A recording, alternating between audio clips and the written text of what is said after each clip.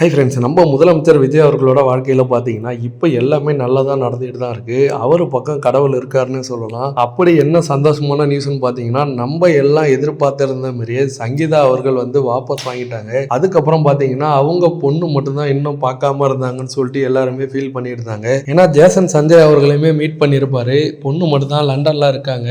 அப்படி இருக்கும்போது எப்படி இவங்க ஃபேமிலியா மீட் பண்ணுவாங்கன்னு சொல்லிட்டு எதிர்பார்த்த நிலைமையில, இவங்களோட திருமண நாள் பார்த்தீங்கன்னா, இப்ப வரப்போகுது. ஸோ அதற்காக பார்த்தீங்கன்னா இப்போ இவங்க எல்லாருமே ஃபேமிலியாக ரீஜாயின் பண்ணி வாழ போகிறாங்களாம். ஃபேமிலியாக வந்து ஒரு ரீயூனியன் போட்டு அந்த ஒரு இதை வந்து செலிப்ரேஷனாக வந்து எல்லாருக்கும் ஃபோட்டோ மூலயமா வெளியிடலான்னு சொல்லிட்டு ஒரு பிளான் போட்டதாக நியூஸ் போயிட்டுருக்கு. அதனால பார்த்தீங்கன்னா அவங்க பொண்ணுமே வந்து லண்டன்லேருந்து வந்ததாகவும் ஒரு நியூஸ் வந்திருக்கு. ஜேசன் சஞ்சய் அவர்களோட படம் பார்த்தீங்கன்னா இப்போ ரிலீஸ் ஆக போகுது. ஸோ அந்த ஒரு இதுக்காகவும் எல்லாருமே ஃபேமிலியாக போயிட்டு அண்ணனோட படத்தை பார்க்கலான்ட்டும் அவங்க லண்டன்லேருந்து இப்போ வந்திருக்காங்களாம் வெக்கேஷன் லீவுக்கு. ஸோ இந்த ஒரு நியூஸ் பார்த்தீங்கன்னா பயங்கர ஒரு ஹாப்பியான நியூஸாகவும் தளபதி ஃபேன்ஸ் எல்லாருக்குமே மாறி இருக்கு. ஏன்னா நம்ம தளபதி விஜய் அவர்கள் சின்ன வயசுல நம்ம பார்க்கும்போது எல்லாருமே ஃபேமிலியா இருக்காங்க அப்படின்னு சொல்லிட்டு நமக்கு ஒரு இது இருந்துகிட்டே இருந்தது. சங்கீதா அவர்களுக்கு ஏற்பட்ட சின்ன ஒரு மனசு வருத்தத்தினால பாத்தீங்கன்னா அவங்க விவாகரத்து கேட்டு மனு தாக்கல் பண்ணியிருந்தாங்க. ஸோ இவங்க எப்படியாச்சும் பேசி திரும்பி வந்து சேர்ந்து வாழணும்னு சொல்லிட்டு எல்லாருமே எதிர்பார்த்திருந்தாங்க. அதற்காக பாத்தீங்கன்னா சோபா அம்மா அவர்கள் வந்து ரொம்பவே வந்து மெனக்கெட்டிருக்காங்கன்னு சொல்லலாம். சங்கீதா அவர்கள்ட்ட நிறைய தடவை பேசியிருக்காங்களாம். அப்படி இருந்தும் சங்கீதா அவர்கள் வந்து இறங்கி வரவே இல்லை.